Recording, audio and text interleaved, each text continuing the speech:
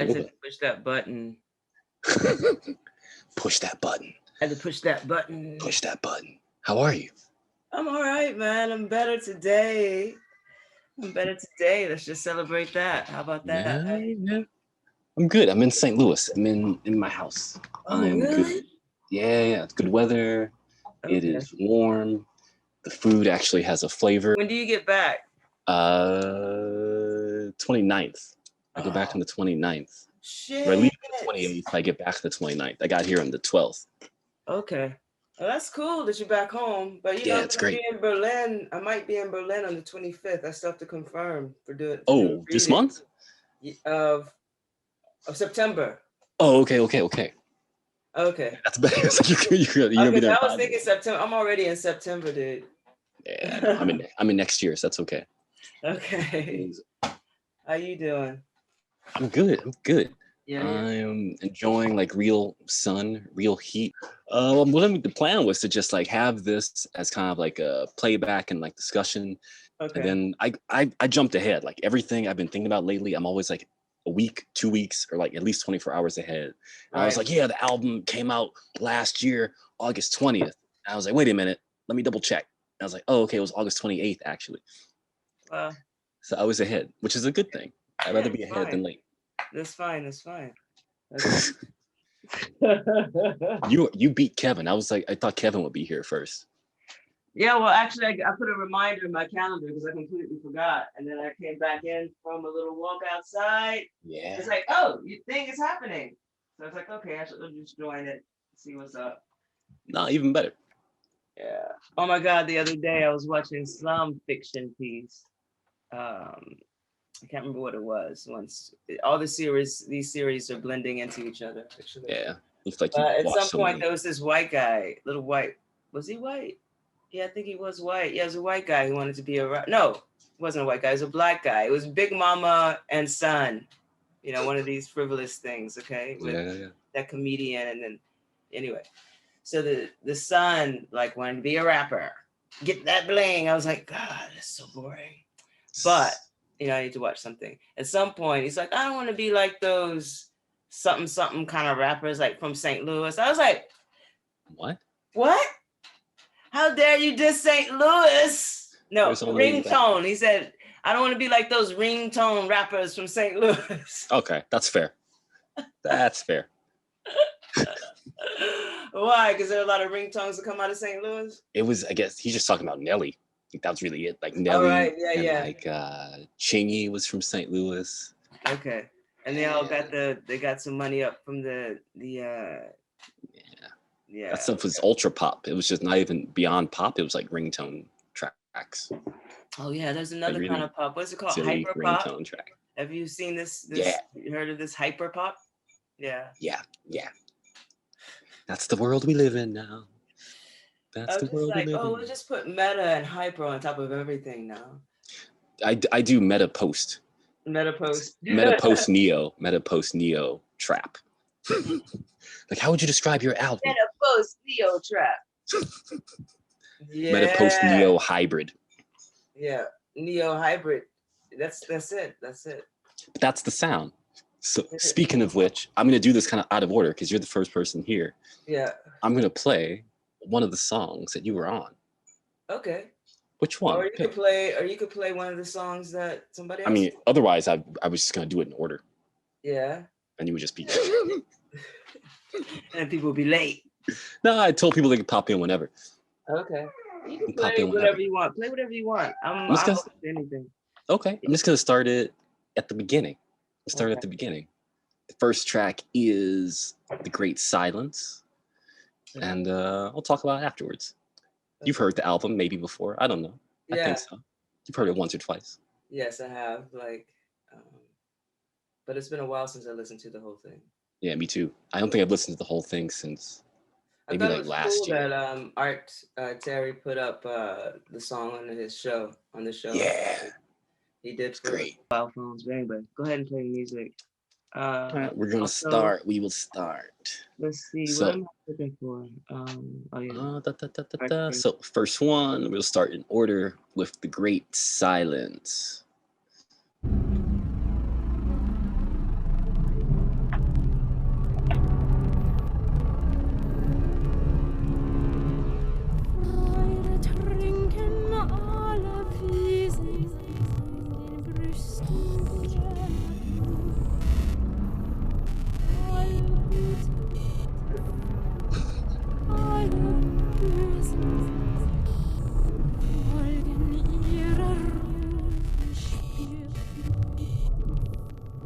Küsse gab sie uns und blieb einen Freund geprüft im Tod. Frost ward ihm Wurm gegeben und der Cherub steht vor Gott.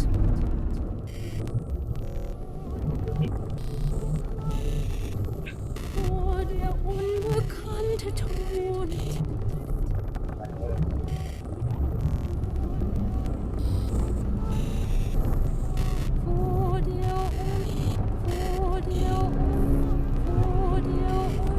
Freude schwült, Freude trinken alle Wesen. Freude schwült, vor der unbekannte Thron. Freude trinken alle Wesen. Freude schwült, vor der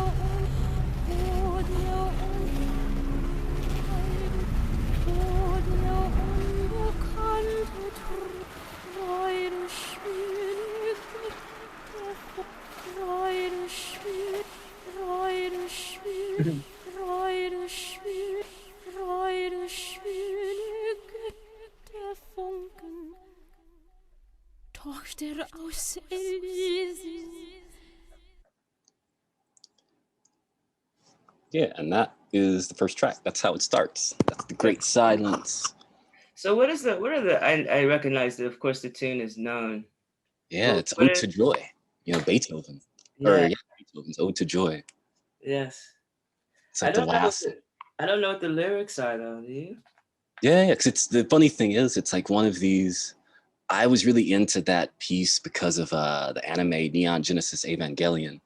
Okay. Like in the final episode or it's either the final episode or like the movie End of Evangelion, when like humanity is about to go through this crazy process of becoming all one. Everyone's about to like dissolve their individual essences and become this one, just one primordial being. Okay. It's called the Instrumentality Project. Okay. But the song, it's called, it's the Ode to Joy. And so at the end, Tochter aus Elysium means like daughter of Elysium. Like it's the whole thing's German, and it's weird because I was really into that before I knew anything about. I didn't study the German language. I didn't know I would live in Germany at some point, but really liked that piece. I liked like German opera. Some part of you knew. Some part of you knew. Maybe it's because I like Nightcrawler and X-Men. That's still my favorite German to this day. Okay. Like, yeah. I've not yet met a German better than Nightcrawler from the X-Men. Yeah. Not yet. One day. He's still the top. Yeah. But that was the vocal. There's no samples on that. Like the vocals on that. It's an opera singer, friend of mine. I went to college with in Webster. Her name is Angie Dinkelman Shawnee. Okay. I think that's her last name now, Shawnee. But right. She came into the studio when we were in New York because I knew that I didn't want any samples in the album. There's one sample in the entire album. Everything else we just recorded. So like the water sounds, that was me like walking around Stockholm. Yeah. Like, and with the field recorder. Yeah, exactly. It just took a zoom, and outside of M's, the studio. Yeah. It's on an island. It's like right outside the studio. If you look outside the window, it's just water, just lapping up against like boats. There's some bar boats and some hotel boats, and I would just like walk around and like get sounds. Yeah, yeah. So I got a bunch of water sounds now, but that's another story. It's gorgeous. Yes. I don't know what I'm gonna do with them because when I was on the Peniche this summer. Yeah. Mm-hmm. Anyway, you made me think of that. Okay, cool. And you never know. It's like it's good to if you have something. You have data bank, you know. Exactly. Data bank. Okay. Exactly. And so your vision, this is like the setting up the landscape in a way. Yeah, that's why it's actually called The Great Silence. Because I remember I gave you when I gave everyone like a character. Yeah. So figure out like what their lyrics were about and figure out how to like evoke the character.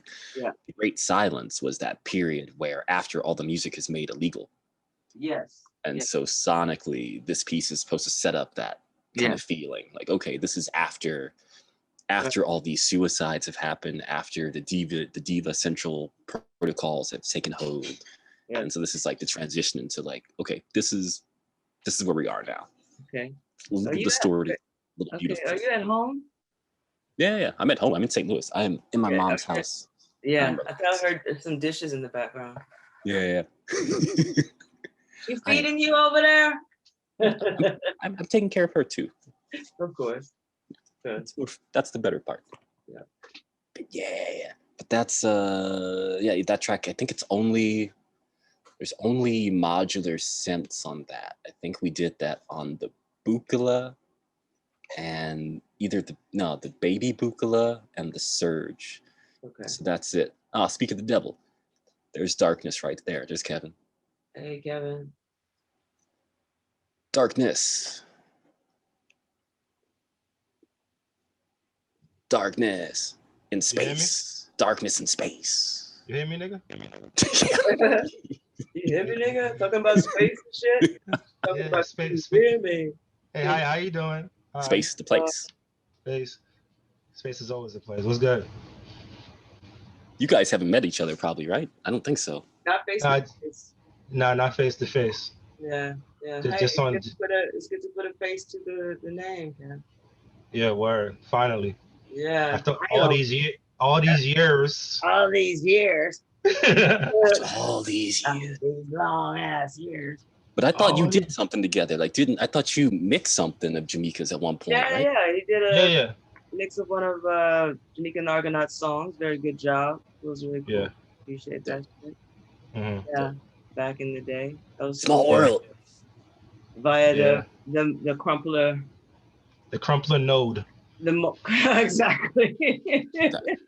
But was Malik in New York when he connected you, or were you in Paris? We're all here. I was over here. He was in Paris, but he was speaking on you while he was, because he went through some shit the year before he left.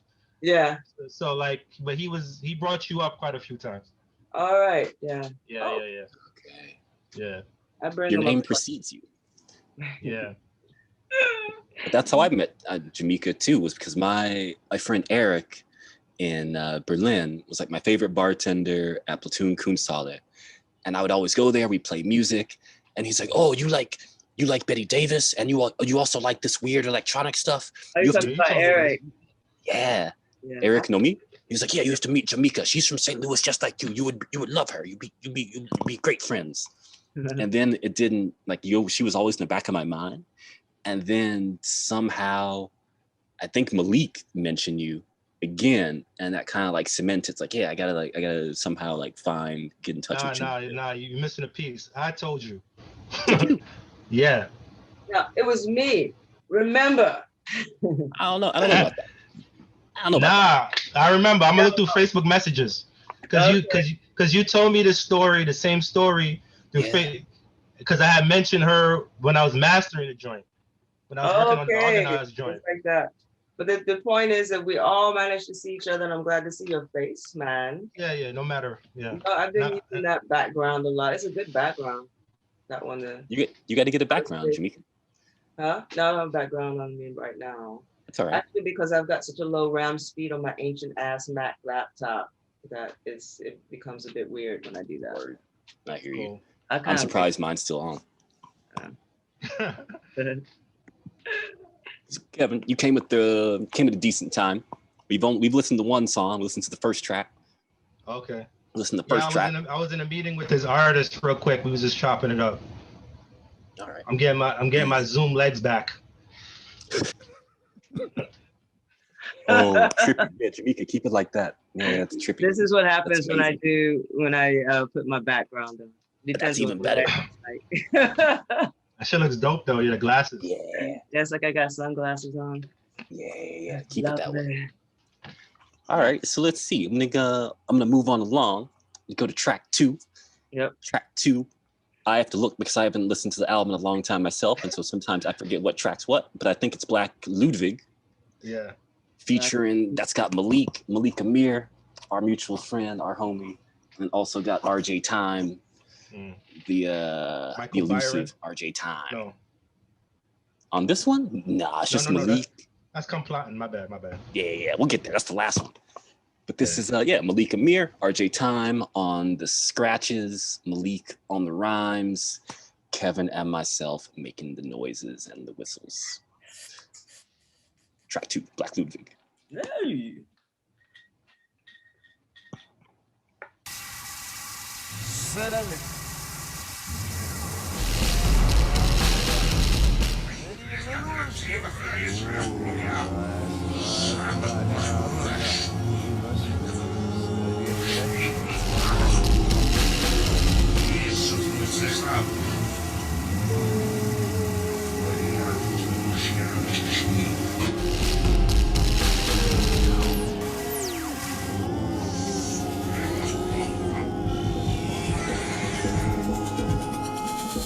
Because they've silenced the invisible masters. Because they've waited until the end of time to reveal that there wasn't any time anyway. Because they use distraction the way you use simple weapons that distract you from the fact that you're the weapon.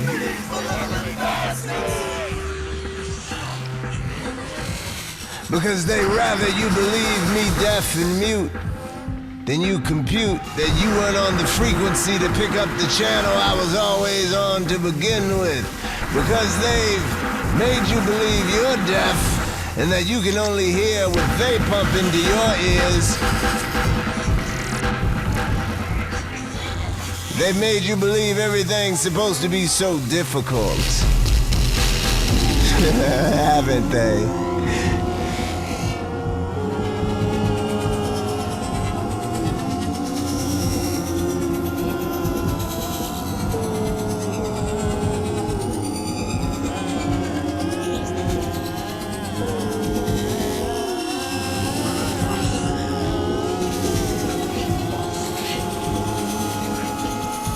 Come outside yourself, my cosmic comrades, noticing that sound travels faster than life.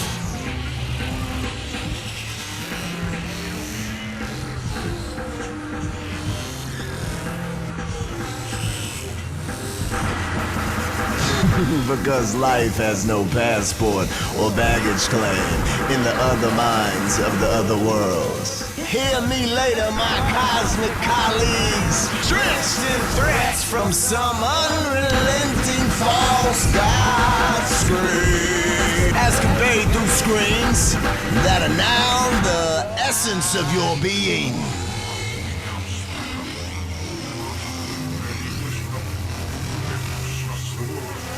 We be pre-Greece, dry skin, pre-Rome, 910, pre-throne, pre-Zeus, colored man, calling in, Leviathan, pre-patriarchies, pre-hierarchies, quiet sin, pre-sea monkeys, pre-free colonies, pre-blame, pre-names, all same, all plain, why we all immortal.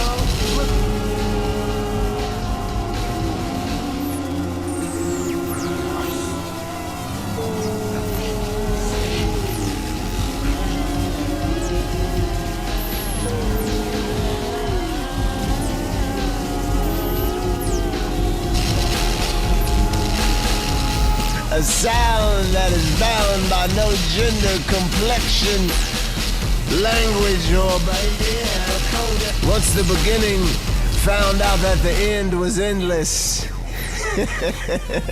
it gave up on gender.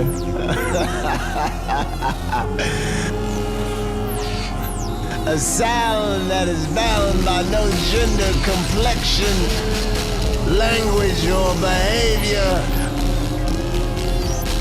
A sound that is bound by no gender, complexion, language, or behavior. Silence the silence, my friends. My cosmic colleagues who know that the end has no end. Silence the silence.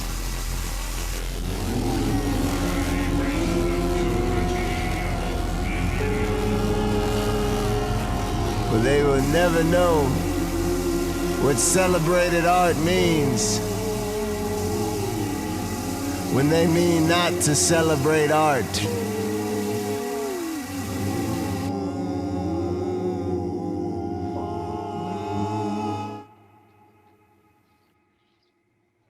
Yeah, special thanks to Disney for not pulling us for that sample. What sample was that? So it's Apocalypse from like the X-Men animated series. Oh, Because like in the beginning, you hear it's played. I think that samples are like 5 times, but it's reversed. Oh, but that one time I was like, "Fuck, I'm gonna put it in at the end." And yeah. So yeah, they didn't catch it yet. Nope. If they do, it's promo. Yep. Exactly. Yeah. So this is the beginning of the kind of like unrest. That's what I'm kind of getting from it. Yeah, like that's Black Ludwig. Like Black Ludwig is Malik's character, so he's like rallying everyone at that point. Yeah.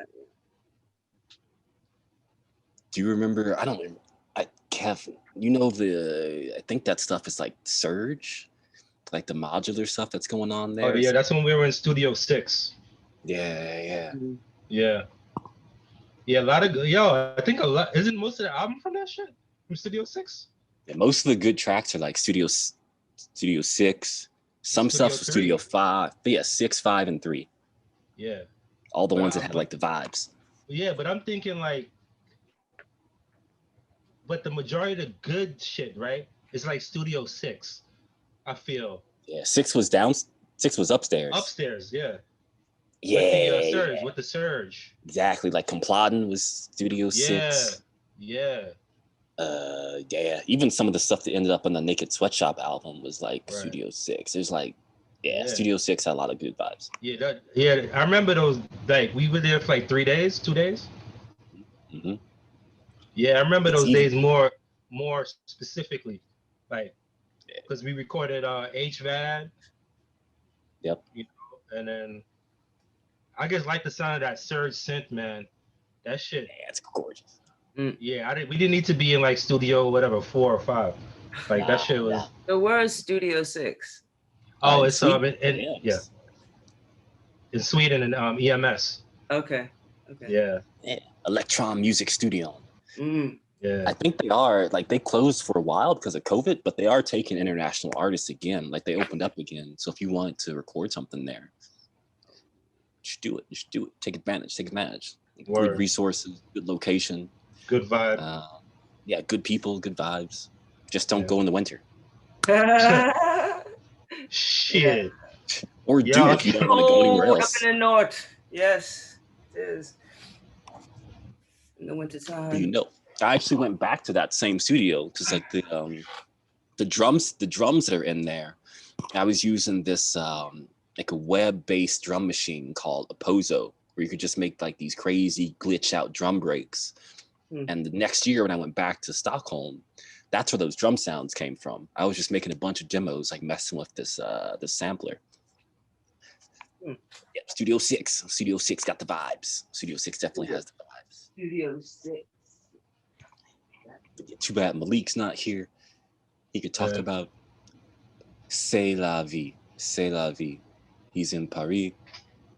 He just got back from vacances. Yeah. Oh, really? Yeah. And he's doing some shit at the crib right now. So, he tied up, man. That's a Disney Renaissance man right there. He's the hardest working man in showbiz. Yeah. He's got the James Brown cape on all day. Shit. That motherfucker got the cape and the shoes, nigga. Shit. I can see that image. That's a wild because I can like see that image of him with like the cape and the shoes. Yeah, no, them hard bottoms. What? Harlem hard bottoms. Yeah. All right, I'm gonna let the next track. I'm gonna let Kevin introduce. All right. Oh, you didn't give me a list. It goes by the name of Empire's End. Empire's End. Featuring that's with Bettis and Nakama. That's with the maestro, Chuck Bettis, who does vocal ease and uses Max MSP to process his vocals. This was a very it was a very interestingly fun session to do, because Chuck is the first person to actually show me his max patch pause, and and his layout of his patch also influenced me to the layout of my patch, my max patch. So it kind of like it.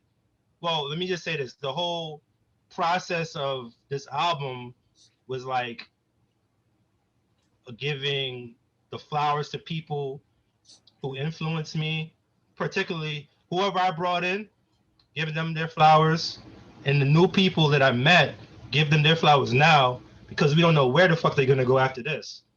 True. Because they're that fucking crazy. John Bemis, who plays drums on this, Shosa, Amara Shosa, you know, No Surrender Jamal, you know what I mean? You don't know where these particular entities and energies are going to be moving to, so I just had to snatch it while I could, and record everybody while I had the time to do it, and it was a good time, very good time recording this. Yeah. There's actually two versions of this song, because there's one where it's all Chuck, and there's another version where it's all old dude Nakama. Oh, and yeah. Each one is cool on its own, but it just wasn't like the vibe. Like the one of Chuck by itself was like almost some Dillinger Escape Plan, Mr. Bungle type joint. Yeah. And I was like, okay, that hits him too hard. And then the one of just Nakama on it, I was like, all right, this is almost like Death Grips. It's almost just like that. But I was like, let's see what happens if I just mixed the two, like use Chuck more as like the backing vocals and then bring him up here and there, but then have mostly Nakama as like the main vocal influence on it. But I think in the end, I think it worked out. Like that balance just gave it this crazy kind of tension that worked. Word, yeah. It painted a night. I like the way you said that and how you arranged it, because it made a lot of sense. Yeah. Being that you play to the characters more than, I would say, maybe 50-50, maybe 60-40, more story than actual sound. Yeah. And I think that worked more for a lot of these pieces, for real. Thank you, sir. Yeah, gotta give you your flowers too, man. Shit. We all got our flowers. We all got our flowers. Yeah, you know what I mean? Got the whole bouquet. What I'll tell, actually, I can speak. I'm glad you said the characters, because like each one of them is a character. Like Chuck's character, I told him he's the virus, so he's like the virus that the dissidents Not because actually he's like white, upload. Right? Not because he's white. Come on. Yeah, I don't know none of these characters. So the honorable Elijah Muhammad told me I should make him the virus. No, but he was the virus, and Nakama, I think he was. The Navajo Indian, the code breaker. The code, yeah. Code breaker. Yeah. All right, let's jump in. Empire's End. This track also, like, we released that last summer, like when everything kind of popped off and everyone thought the world was going to end again, as it does every summer during like the peak of like the George Floyd protests, and also with Corona. Like this track was released as a single, and we were able to like raise some money to give it out to some bail bonds in like New York and then also DC. Like I think we raised like about $250 that we split up to some charities so they could help bail out protesters. Oh, cool. So the song fit, and it got some good work done. So if anyone who's listening who bought that, thank you. You helped bail out some good people who are trying to resist and survive. So, Empire's End.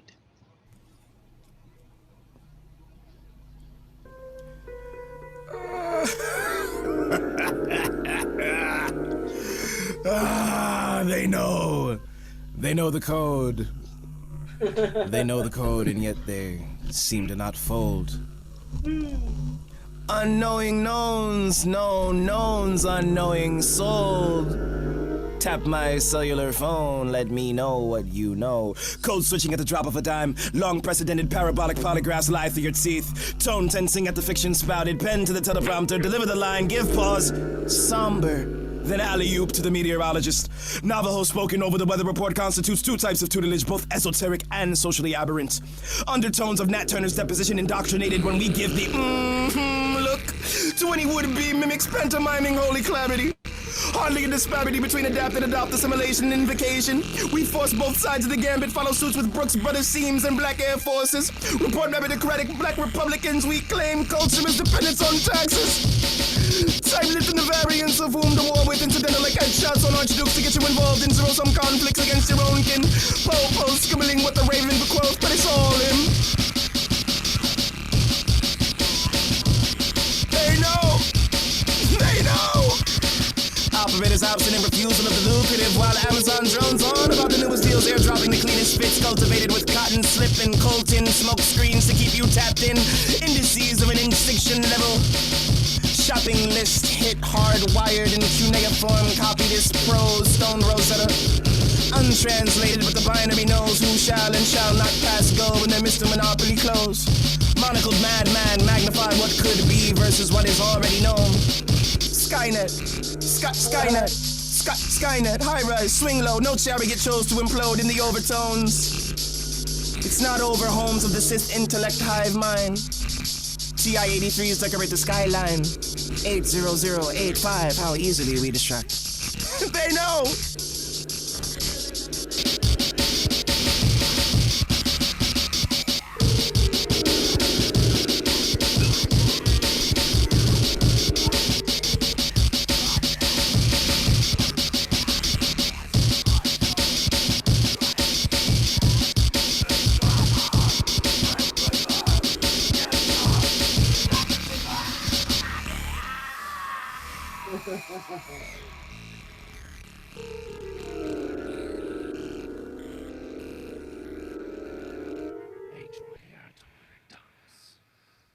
Boop. Empire's End. Yeah. Something I forgot about that track. There's something I was gonna say. I completely forgot. We cause that has a lot of layers. Like there was the Opposo kind of like glitchy drum kit that I found online. Yeah, I was wondering. But then there's also yeah. That was all like this like weird glitchy jungle web browser that you can make. Yeah, it was made in Max too, you know. What's that? They made that in Max MSP. Oh, word. Yeah. Okay, nice. Yeah. I think they got rid of it. I've been trying to use it again. It's gone. Oh, like, really? Yeah. Oh, man. I made maybe like 60 different demos when I found that. It's insane. Yeah. Then the other part, there is in the beginning, that stuff that we used from that the piano. Grand. Yeah, the baby grand piano. That's what I was gonna ask you again, was that piano. Yeah. Plug in. It's a gutted piano that gets had like in the hallway. Oh really? So we just put it in the studio. We raked like a metal bar. What was that thing? Yeah, we had like a metal bar. They play with our hands. Yeah. Okay. I used like my. So we're using like room mics. Yeah, like that direct on, like this very cool tube Swedish mic they had there, and a Neumann like KM84. The bat mic. Yeah, but the KM84 is more present. You know what I mean? So yeah, we did a lot with that. Like we played it with coins, like sometimes. And there was that bat. There was a bat mic. Yeah, exactly, the bat mic. Yeah. But then that, and then everything else was. I feel like that it was a complicated track to make, but also simple. It's complicated just because of like all the noisy tones that were going in, but then as soon as like the drums were right, everything just kind of like locked in. Everything locked in pretty well. I really like the minimalist beginning. You know, it set it up really good for when the drums did come in. Yeah. And he was up to speed at the point that the drums came in as well. Do you see what I mean? I thought that was like really, really, really, really. Yeah. Mixing this shit was fun too. I remember because there's a lot of drum stuff in the beginning, right? That I cut out. Okay. So there's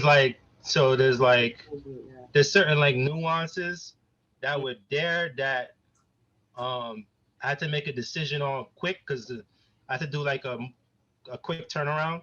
Right. because I didn't have that much time to mix and master it. So like I just had to go, okay, what's working? Why is this so cluttered? You know what I mean? Yeah. So like, yeah, I just had to make like quick. What would John without, you know what I mean? Just hitting them up like, all right, cool. We spent like a month together. I think I understand him. Okay, let's go, and then take shit out and like, you know what I mean? Just Yeah. make it a minimalist, nuanced approach. You know. That was the longest part. It's like to make it sound minimal. That took actually a long time because we recorded everything in. It was like November, December 2016, right? Was it November? Yeah, November, December 2016. And then it took like maybe 5 months just to like go over all the hours of stuff that we recorded and then find all the pieces that like worked, that could be something. Plus looking back at the demos that we came in with. And then after finally like finding the pieces that worked, some of those pieces were already kind of like structures on their own. Some of them already like were naturally just like, all right, that's a song. That's kind of like got a beginning, got a middle, got an end. But then other joints, like they had to be combined or they had to be shortened. And that's the longest part. That was probably like a year and a half of just like figuring out the arrangements and starting to like chisel. It's like, we got this sculpture, we got this stone. Now we got to like sculpt it. It's like, all right, there's a shoulder, there's elbow. That's like a little eyeball right here. Oh, yeah. Also like those the backing vocals in the back, I don't know what, I mean, it was, it's not always easy to get that kind of like really, it's in the, I don't know what, like a whole nother room sound. Like it was really nice layering there. I don't know who mixed so that's me. So okay. I've been getting very much into binaural mixing. Okay. Spatialization and to headphones. So that's pretty much what it is. Okay. So I would automate some reverbs and some stuff to push his voice like left or right. I would change the height at a particular point. All right. And I probably would do it to how I felt. You know what I mean? But it's 100% on Chuck shit. It's binaural reverb for real. Binaural reverb. Okay. Yeah, that's the best part because then he's all over he's like the virus. It's like you're injecting this thing into a computer. It's going everywhere. You can't really keep track of it, but you feel it. So that's after that. Track 4 is Infinity Stones. That's with Shosa, right? Yeah. This one's also kind of interesting just because I think I came in already with like a demo of that. It was something I made on the Electribe. And then we tried to jam it like in Stockholm and it didn't really, it's like, this really isn't anything. I don't know. It's not too interesting. It had like a little quality that kind of like, it interested me. Like it still like had some kind of attraction to it, but it wasn't there. Right. And I gave, once we were like figuring out like, okay, vocalists, who are we going to add to this? Right. Your home was Josha. And I was like, I don't know. I had no expectations of that track actually like working out or really fitting at all. But then once she recorded, then it made sense and it became something real. Yeah, that's a whole funny story. So I was tracking drums for Binary Doll. Yeah. On the previous EP you mentioned. No, Binary Doll's on this one. Oh, was it Binary? Oh, whatever. I got confused. We made a lot of albums at one time. Yeah. Anyway, but on Binary Doll, the Void was playing drums on that. And yada yada yada, New York shit. He ran into show stuff. She was canvassing, doing her day job. Hey, let's go to the studio, meet Kev. So we're kicking it or whatever. All right, cool. She really great energy. Cool, whatever. We're tracking drums. Okay, the Void, he did his thing, but whatever. And I was like, yo, you want to get on something, yo? You want to get on this shit? She's like, nah, not this one. I was like, something like that, she said. I was like, all right, I got you. What do you want to record? So I ended up recording like 2 singles for her album. Then she came to the studio and totally improvised, maybe like 6 takes. Ooh. Of What You Hear. So I'm not sure what you picked, but I think the majority of it is the last take that we did. So it's like all I remember it's like for her, I just gave you like a paragraph, like character description. Like I gave everyone like a character description. Yeah, she didn't read that shit. She didn't read that shit. I just had to go in and just. I read the character thing, and like I surmised it for her. Okay. Cause she's like. She got it like lyrically, like it's that character. That's like where it should be.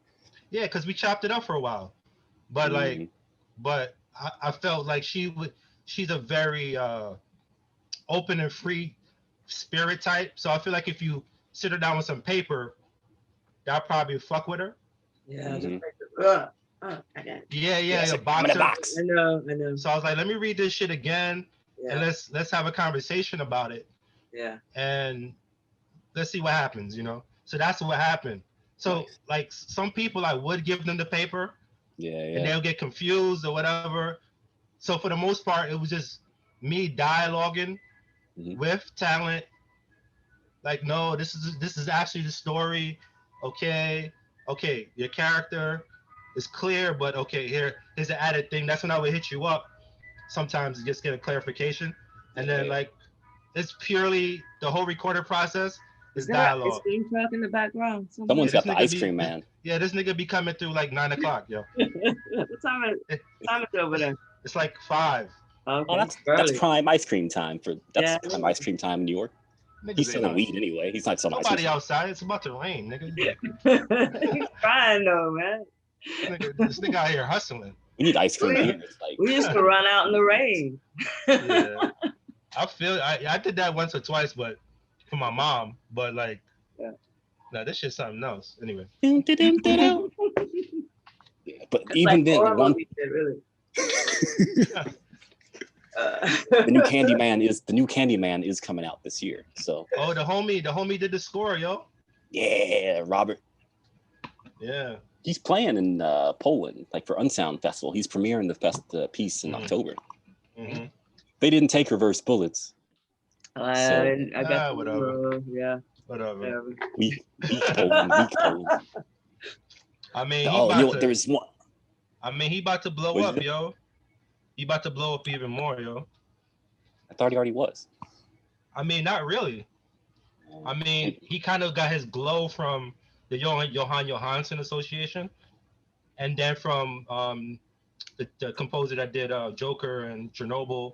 Like, they're all homies, Okay, that makes sense. So like, I think with this is like, he did scores before, but I think with this such an iconic story and character, and his music, a bigger budget, and black director, woman, you know what I mean? Yeah. Shit is he about to clean up.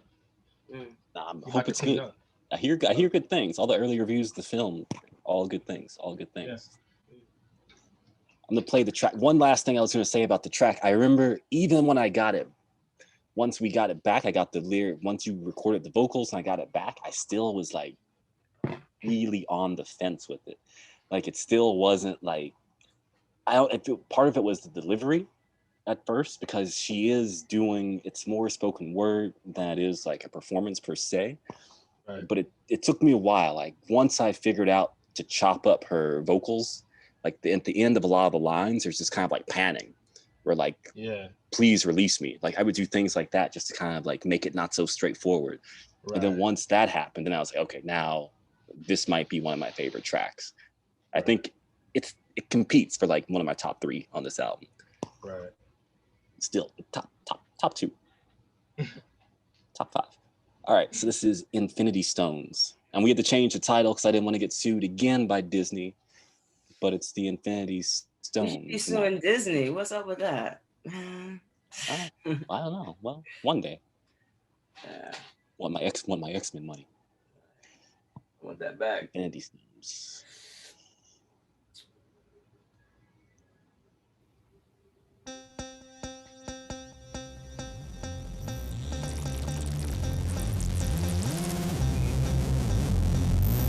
I tried to mislead you, but my intentions were seed through. The world and its people have lives to save. Mine or slaves? In which way must I be brave? allegories and algorithms synchronized with precision.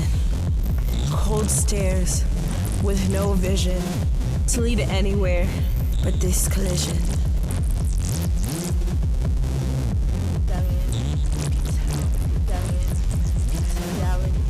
But I'm locked up for real, captive to what sells. Please, release me.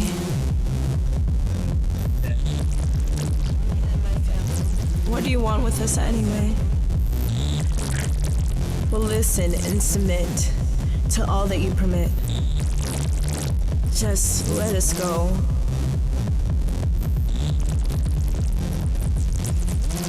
Just let us go. Just let us go. I tried to mislead you, but my intentions were see-through. I tried to deceive you, the world and its people. Had lives to save? In which way must I be brave? Allegories and algorithms synchronized with precision. Cold stares with no vision to lead anywhere but this collision. Rebellion beats hell. Reality beats cells. But I'm locked up for real. Please release me and my family. What do you want with us anyway? We'll listen and submit to all that you permit. Just let us go. Just let us go. Just let us go. Just let us go. Just let us go.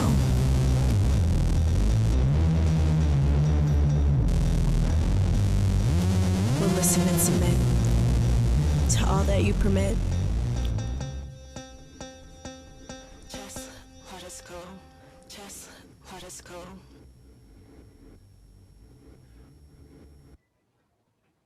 And that was Infinity Stones. Infinity Stones. I like that. It's brief. Very good. Very good.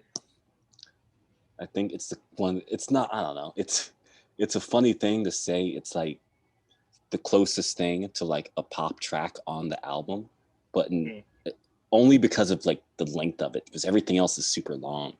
Everything else is like at least 5 minutes. Well, it stands on its own. I think it stands on its own. It does. I really enjoyed that synth sound. It was like it was you did feel as if it was like and also her voice is just fucking delicious. But and her lyrics very cool.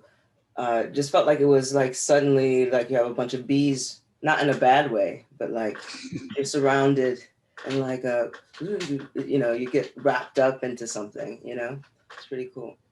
It was inspired by My Girl and Macaulay Culkin. Okay. No, I'm joking. Did you ever see that movie My Girl? Yeah, you cold-blooded. That nigga dies in that shit, man. You fucked up. he was allergic. It's true, but yeah.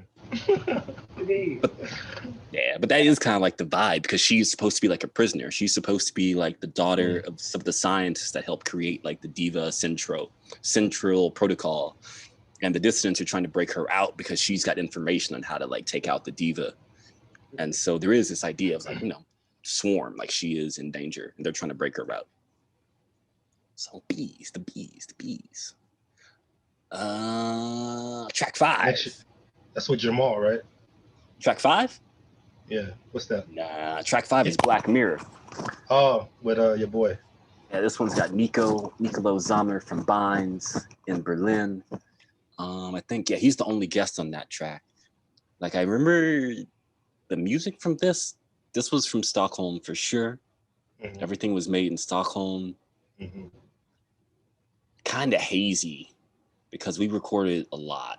When I went back, I think it was about 90 hours of music of just like raw sounds, and then like piecing everything in between. It's like, all right, where's the good parts? Where's the parts we can use? This is noise. This is good noise. This is playable noise. This is listenable. This is actually a full completed thing. I think this shit is Studio 3 for sure, because it has like the Buchla shit, right? No, the Surge was in there too. Yeah, I think the Surge is in there for sure. And we had the mixer set up too. Mm-hmm. But I feel like this is more like Studio 3 shit. Yeah, like in the downstairs, right? Yeah. Because I remember we had like the Chaos Slater was on this for sure. Yeah, I can't fully remember. I'm gonna play it and we'll see what happens. Yeah. I don't remember. Yeah. Because this is like one of those tracks where it's like a lot of them, they're like 4 or 5 different cities on one track. Like the vocals were recorded in Berlin, the music we did in Stockholm. It was fine, it was mixed and mastered in New York, and I did the arrangements in Berlin. So it's one of those joints. Black Mirror.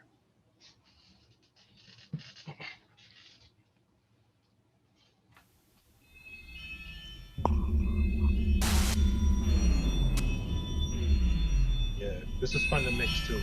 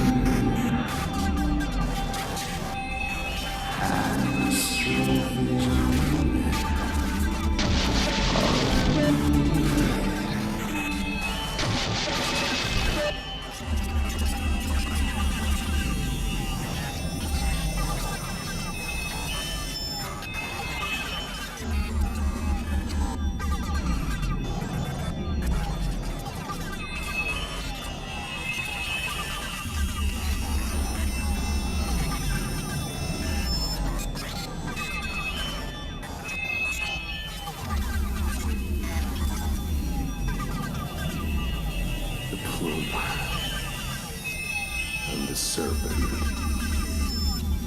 the pharaohs, and the sun. Return of those will be scattered by the plagues of time.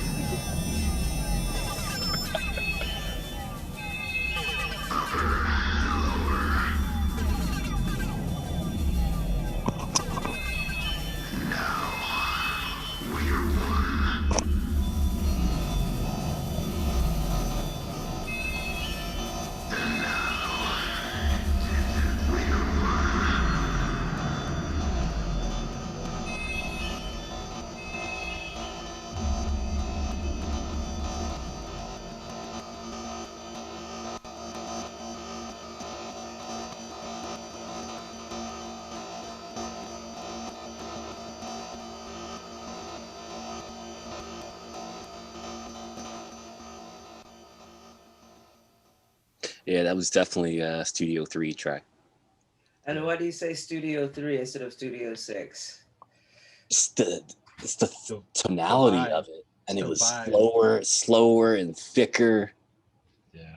Because that was, I think, when we first got there to Stockholm. Like maybe like we'd been there like a week. Yeah. Okay, so it didn't have to do with the room so much. It had to do with where you were in the stages of making the album. Yeah. It sounds like, so I said Studio 3 because I remember the way I felt. Because I just got like a fucking cold, if not pneumonia. So I was like wheezing and shit, but everybody's having a good time. And I'm like, fuck, man. I'm trying to make Dark Side of the Moon over here. And I'm, and I caught a cold on a fucking flight. Struggling. But anyway, I got better. Thanks, Norwegian Air, for getting Kevin sick on the way to Stockholm. We appreciate that. Yeah, that shit, man. Let me not talk about that airline, man. Shit.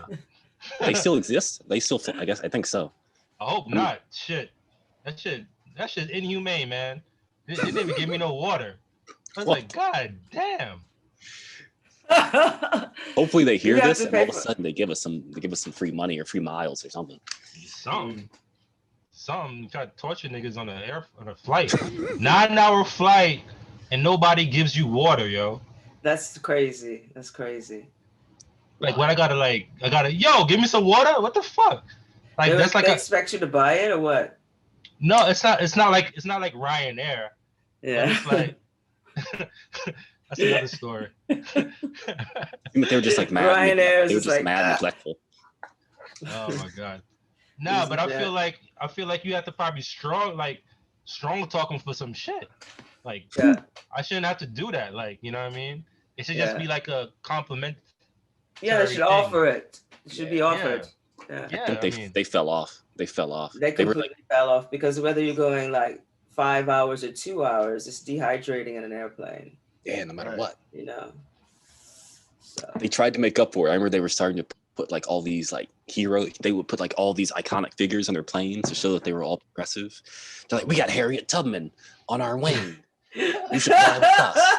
Black people, colored people around the world. We've got Harriet Tubman.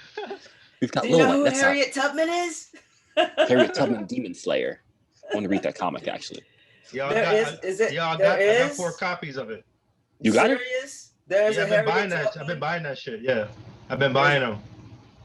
I got to sign one. I got to sign issue. I think number 2 or 1. Nice. Yeah. Nice. Okay, I'm like really out of that loop. Now I get it, Jamika. Look at. I'm going to. That and bitter root. Yeah, bitter root joint. And that's the best comic being published right now for the past 2 years. Really? Yeah. They about to make that shit into a show. A movie. A series or like a. Like Regina King is directing it. Like I heard it was gonna be a show. So it's gonna be a movie now. No, I heard it was like a movie. Like Regina King's directing it, and Coogler is producing it. Oh. Coogler and his wife. Oh. They got a production company, so they're getting all the good stuff out the ground. Damn. So hopefully it's good. Regina King's a great director too. Like great director, great actress. Yeah. And the other one is Excellence. Yeah. Excellence. Yeah. That's another book you should check out. Excellence. Okay. Jamika, make Malik take you to the comic store. Yeah, I do I check out the comic store every once in a while. Over in Belleville. You know what I'm talking about? Yeah. I want to. I got to come back. I think I was in Paris exactly a year ago. Yeah. I'll be back. We'll be back. We'll all be back. We'll be back. Yeah, I saw your post on this comic books place. I think you posted something on Insta. Was that you? I post a lot about comic books, probably. Yeah, about a spot though in Berlin that you go to. Oh yeah, the place that's like around the corner from me, Black Dog. Black Dog, that's it. Yeah. That literally keeps me in Berlin. Like if that place wasn't there, I probably would have left a long time ago.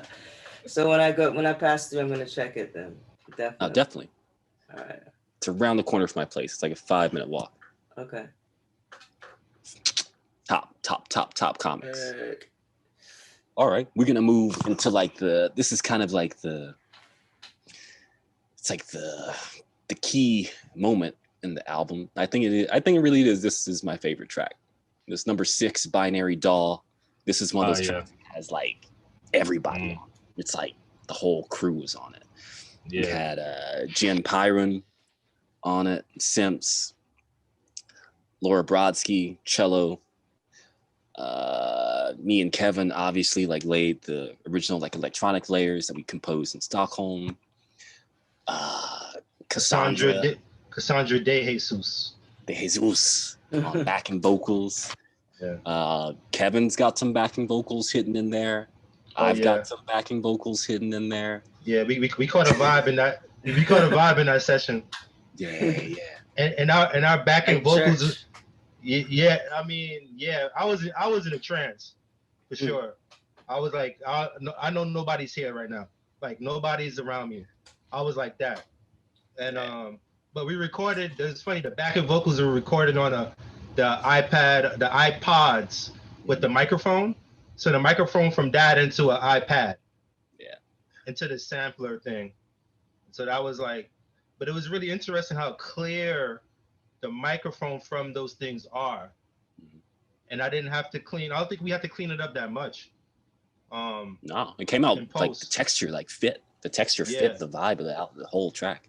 Yeah. It came out really good. I kind of like, I cried a bit like while we were recording that one. It's like really like beautiful, just tones, a beautiful vibe. It's like the right people at the right time, right space. Good energy. Right action figures. Yeah, we had like Funko Pops kind of like stationed all around the studio. Archangel, Magneto, and Killmonger, I think, was in the studio. Yeah. Spock was in the studio. Had a little bit of everybody. Yeah, that was a nice session. Yeah, it was great. Because in that same session, it was Binary Doll, Lick, that's on Stockholm Syndrome. We did at the same time. Yeah. And there's another one. Yeah. There's another one. Well, it doesn't matter.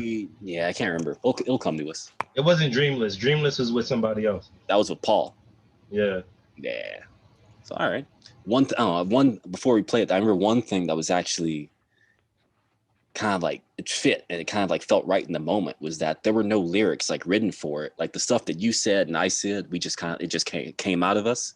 Yeah. But then the stuff that Cassandra was singing, I would just like, I wrote phrases on like a piece of paper and I would just I remember that. Show it to her. And I was like, neon blue. It's like, all right, here, like apocalypse. And then just kind of like play with the alliteration of the word apocalypse so that it's not only like apocalypse as in like the Greek word for revelation, but then also splitting it. So it's like epoch, ellipse. So like epoch as in like a moment of time, like an era, and then ellipse as in like an ellipsis, as in something that's like passing by. So I kept like playing with different versions of how she would like say that by breaking up the words or like showing only like half the page.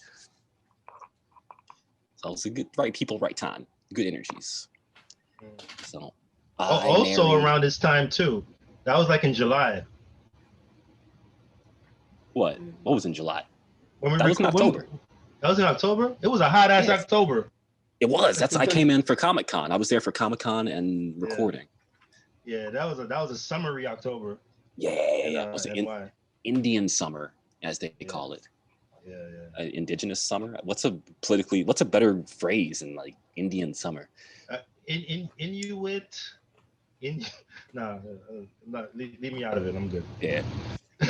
Yeah, I'm just gonna play the song, or else I'll play something that will also get us canceled, like some other statements I have to erase. Oh yeah. Bleep, bleep. Boop.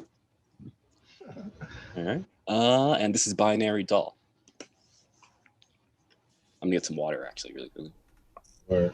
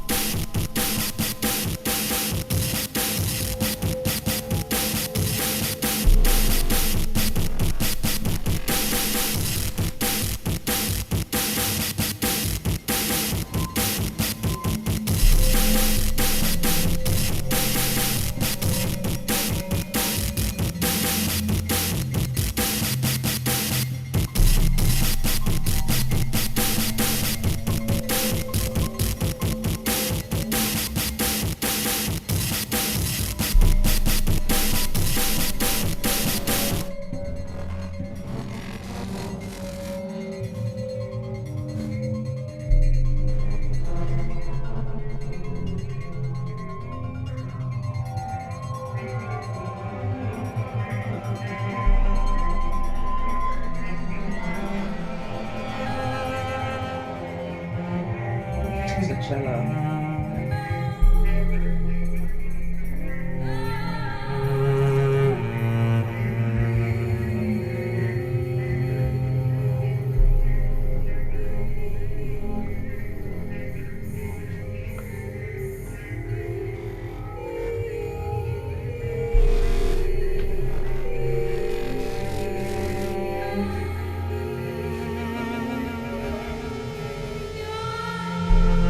Mm-hmm.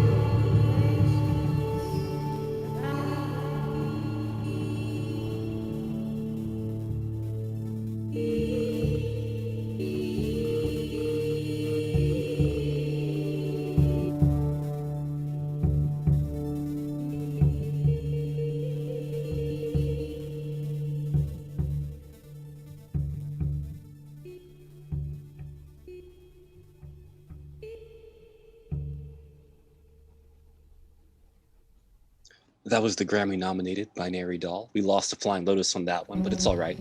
It's all right. It's all right. It's all right. It's all right. I guess got reminded. The other track we worked on was Complatin. With who? With them. Oh, yeah. That's what it was. You're right. Yeah. We'll get to that one at the end because that was also a really special session where all the vibes just kind of like hit at the right time. We got some personalized poetry from Ann Tardos, read by Michael Byron. Yeah, we'll get to that one. That's the final track. Also, one of my favorite tracks. It's hard to say. Like, really, I think that this is probably the first album I think we've done together where I was like, every single track is. Yeah. I don't want to say they're perfect, but they're just like they fit. They kind of like everything just fits in the place. Yeah, they all have their vibe, and they all, it's just to say again, like the story is important. Mm-hmm. In terms of arranging it, even mixing it particularly, I feel that's that is the main thing about making albums now. They lack story. Maybe that some albums are not supposed to have it. I dig that. That's cool. That's great. Yeah. But I feel like if it has a particular ground as a story, or a particular narrative, or some form of direction base, it usually, like, the tracks really line up. Yeah, like absolutely. really, really well, But anyway. No, I can't remember if I was telling you this or it was somebody else. So we have a lot of conversations, me and you, and just like off the random. And so it all kind of like, it feels like one conversation, but you never know. Like I was watching this interview with Ross Robinson, and he was talking about what he would do. Like once he would get everyone in the room, and like whether it was the vocalist or the guitarist, everyone would just have to be in the room at the same time while things were being recorded. And he was like, if anyone like went astray, he was like, no, you got to keep your attention on the intention. On the intention. And once everyone gets that intention, you can like lock in. And it doesn't matter if you like make mistakes or if you hit a wrong note, you hit a wrong chord, whatever.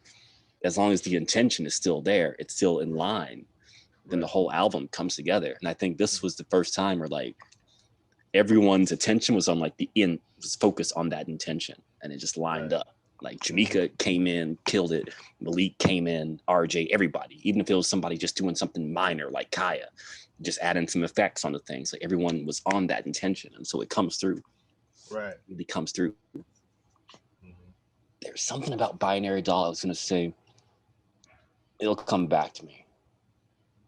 But yeah, it's still one of my favorites. I think that one like holds up in many, many ways and across genres. It's just Jamika's silent. You pause you mute it yourself. I definitely went on a trip on that one. I definitely went into like a whole nother realm. It's definitely one for the headphones. Mm-hmm. But it seems like, from what I can tell so far, we'll talk about it later, but it seems like everybody that is working on this is kind of in that vibe anyway. I know when I got the story, I was like, exactly. I know this story. I get this. You know what I mean? So I think that there was like I kind of felt it anyway the first time I heard the tracks, all together, that everyone was pretty much like, like on a similar tip, on the same parallel, in the same parallel. Yeah. The spiritual warriors aligned. Yes.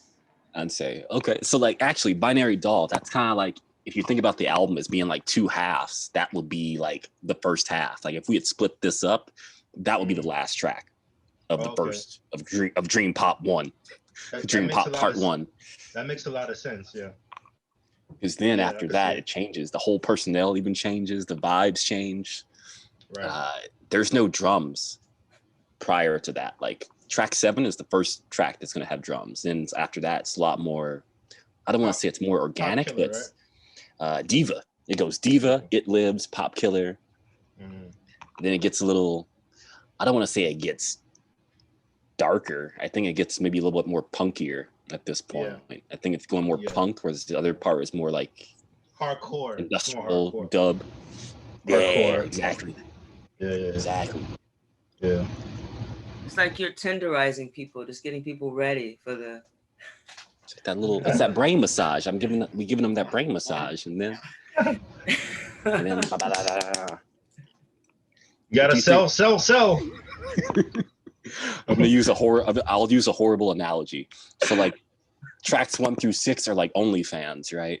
And then track 7 through 13 is like Tinder or Grinder. But if you like, wow, I don't know. Okay. But in other news, pause myself. Yeah. But OnlyFans is they're banning sexually explicit material as of I think next month or so. As of October 1st.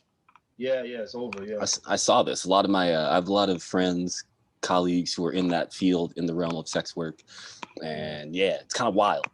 It's kind of wild. Like Tumblr did the same thing where they built a lot of their audience based on like porn. Yeah, and then as soon as they gave a lot of money, they got like a good base. They're like, okay, you got to go. Sorry, we're bringing in bigger sponsors. Sorry. Oh wow. So wild world. But I'm happy because they would have had some like face mask fetish shit. Yeah. On top of weirdo shit. Yeah, the dark stuff's got to go. I'm not a fan of the dark stuff because that's you seen that movie? What is that? Super 8, that Nicolas Cage movie. It's like Brian De Palma directed it. 8mm. The new one? No, it's called 8mm from like the 90s. Yeah, a while ago. Yeah. Is it like Mandy? No. No. It's like Nicholas. I almost said. Yo, Martha stopped talking to me for like about a week because we went to IFC. I seen this shit in the theater. Went to IFC Center. I was like, yo, this score is crazy. And I was like, Cage. this shit opens up with King Crimson. I was like, this shit lit. Yo, anyway. And then she's at least you didn't get divorced. At least she kept you after you took her to see that. I mean, she made me watch Boyhood, so we're even. Boyhood's decent. That's the Richard Linklater joint, right? Yeah. Yeah, but there's certain shit in it where I felt like I wanted to walk out of the theater. You saw the theater. Oh, okay. Yeah. Yeah. I wouldn't. I see that shit at home. Yeah. That's like a home thing. We because they at the time they were bigging this shit up, so we were like it was almost as much hype as Parasite, low key. Yeah. I still haven't seen Parasite. Don't talk about it. It's like one of those movies I kind of like.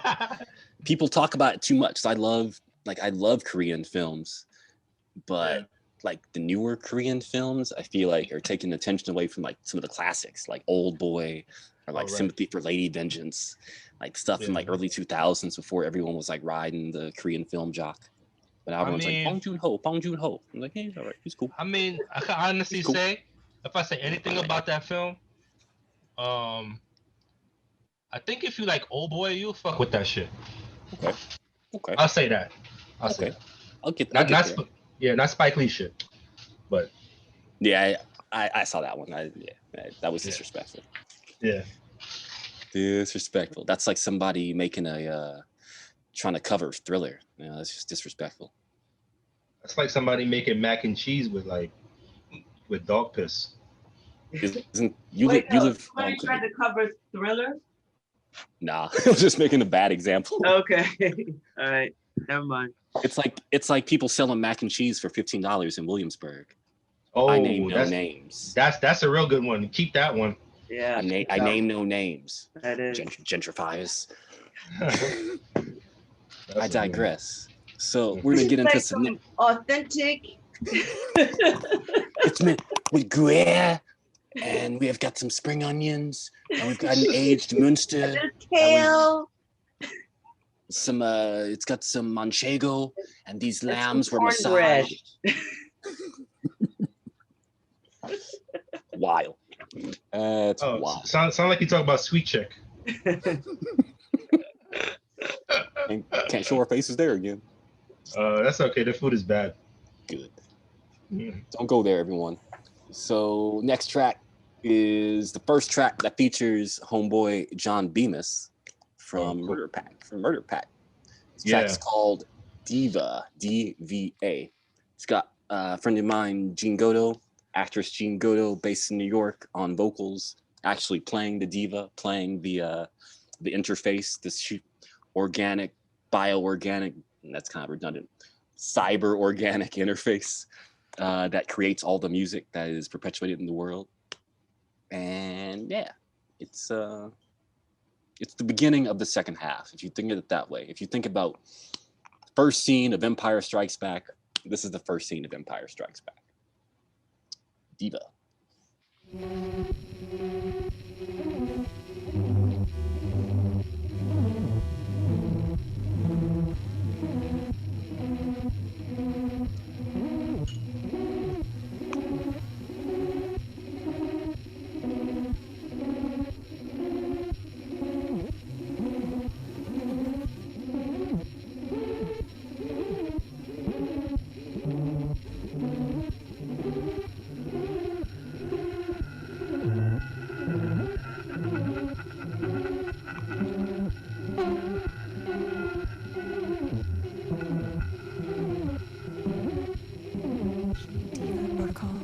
Initiate Diva protocol.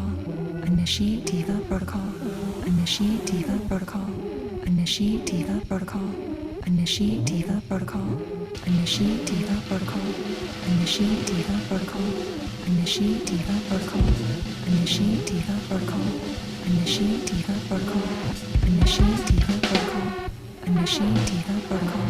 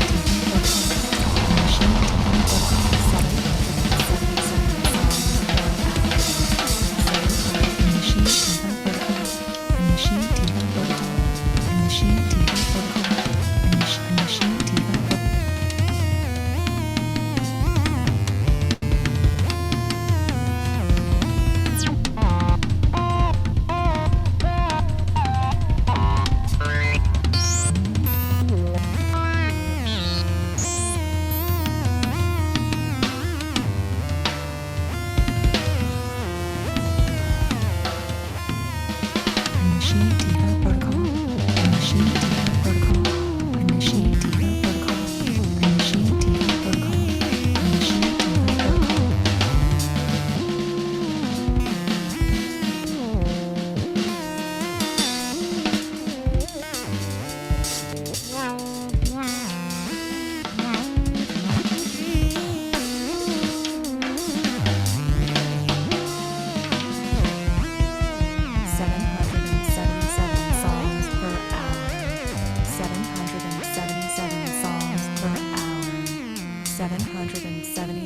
Songs per hour. 777 songs per hour.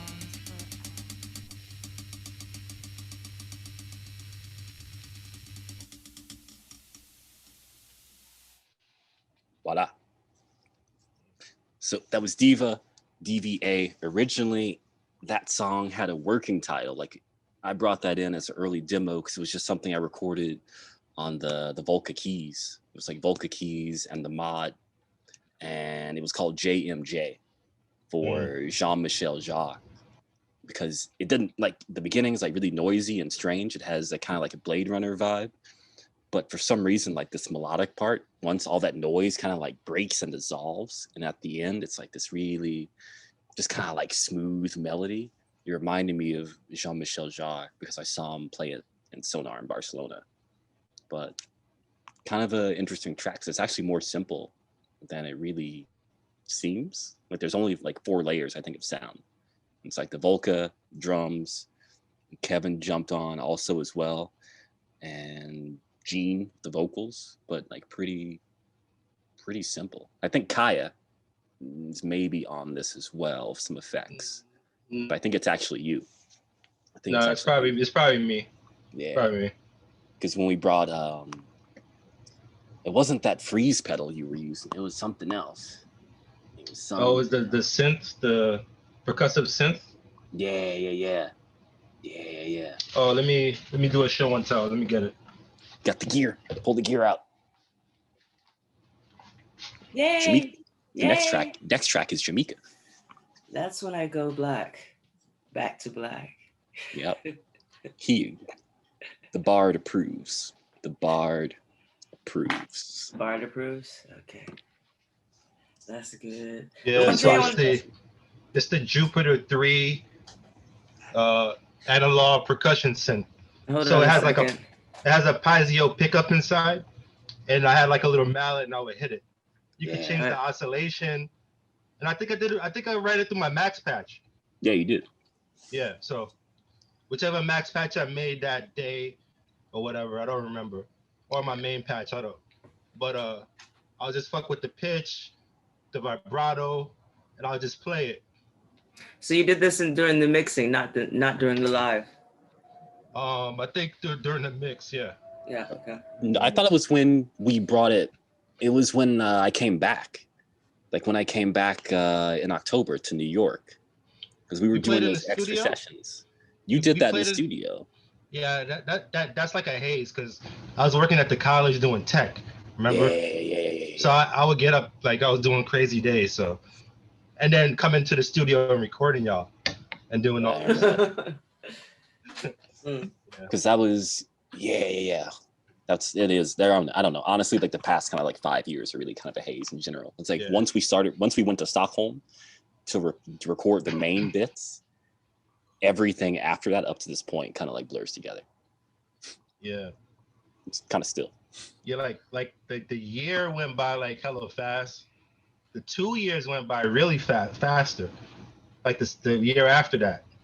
Then you were like, oh shit, we gotta get this shit done, bro. Because it took time. Like we had to like sit on it because there's so much music.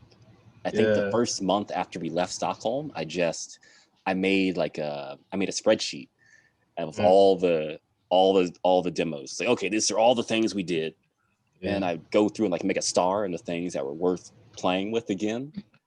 And then I'd have to like, okay, from 1 hour and 2 minutes, 20 seconds to 1 hour and 10 minutes and 15 seconds. This can be something.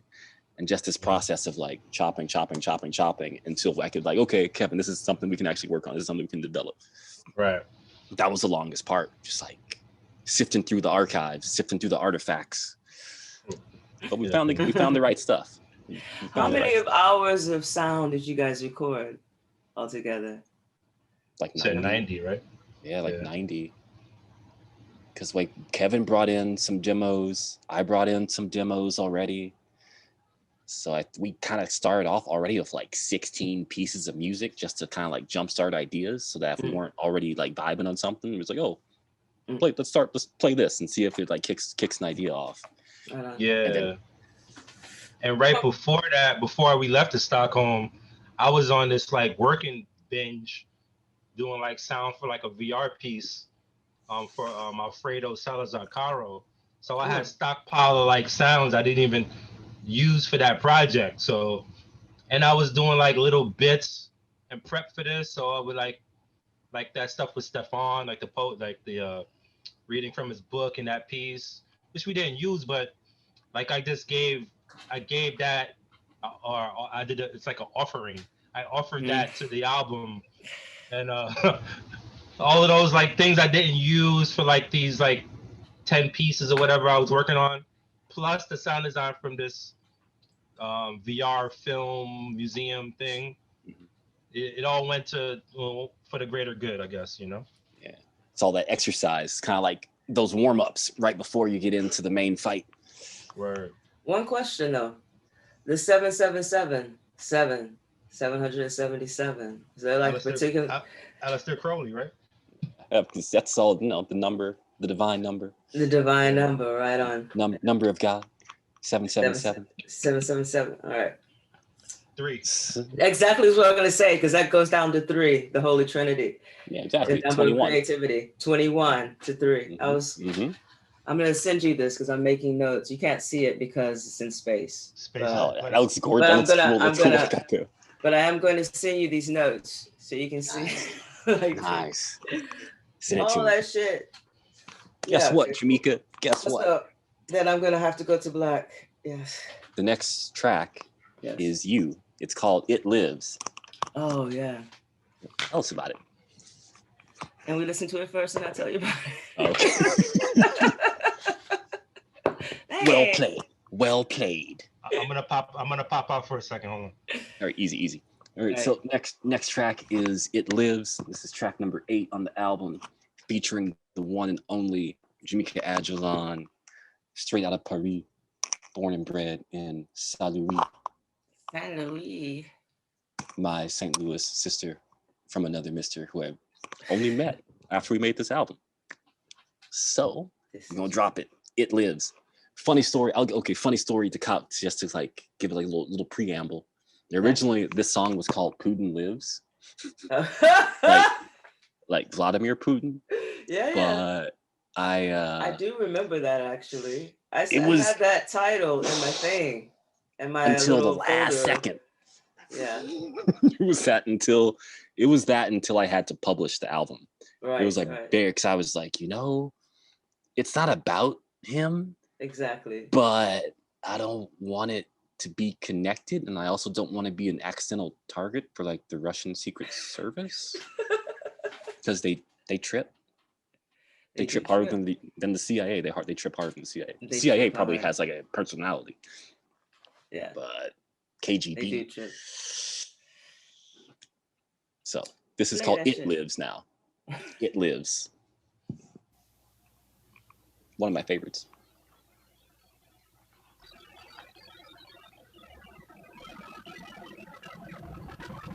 Unplug it. Come on.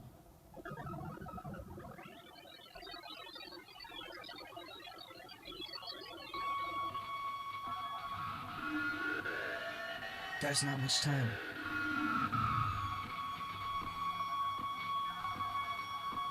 Listen.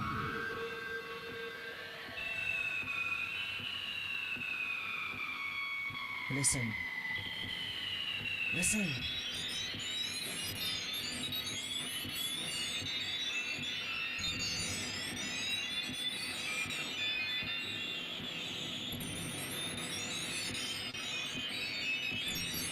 The time has come.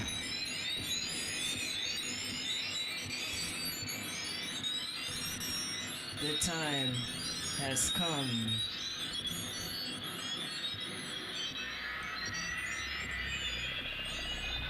The time has come to hack the grid.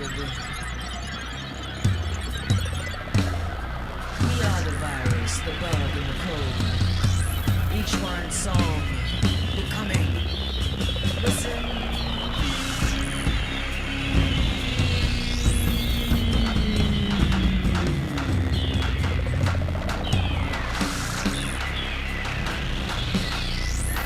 We've been resisting sin.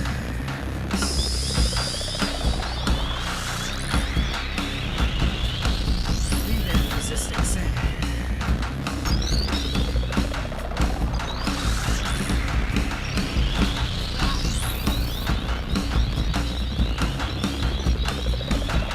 Listen, deep.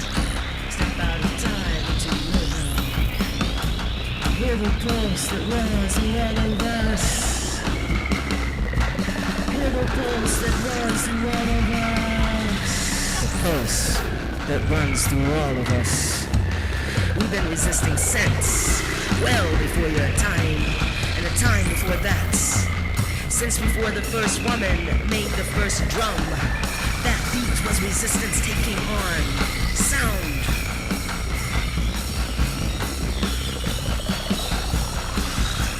We profound down spaces underfoot, sparks and sprouts, spontaneous settlements of resistance. Leave behind memory seeds.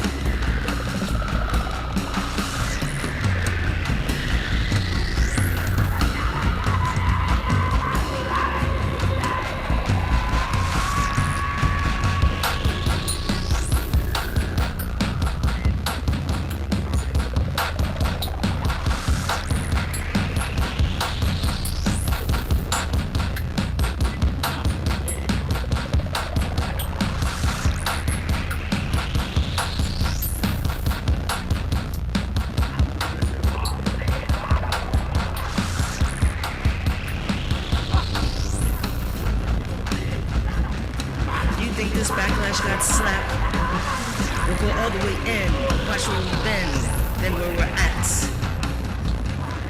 You think this backlash got slapped?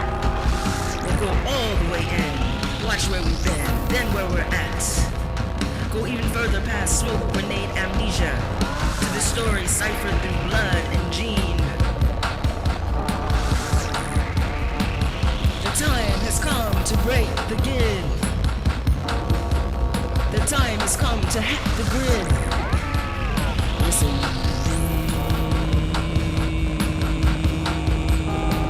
Feel the pulse that runs through all of us, connecting frequencies, moving mountains, as did the sitting monks. Resound us.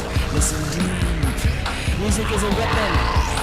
We will wake them from their sleep. Through sonic dreams unplugged. Become a cacophony of one. Harmonies will spill, rewriting the real. Everyone will hear the music. The moment may be brief, and many will feel safer in their believing unbelief. But grieve not, dance.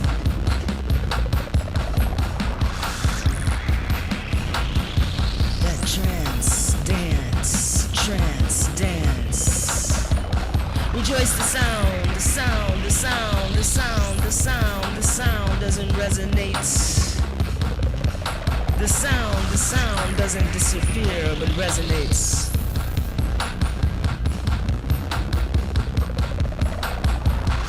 Sea drones in sea, synth launchers and metal to metal, spoon to kettle, hand to hand, skin to skin. Whatever you have to make some noise. Make some noise!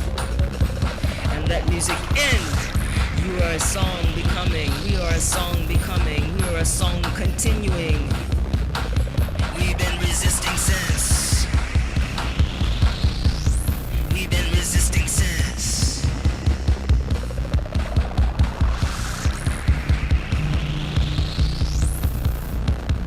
We got legacy fuel on continual replenish.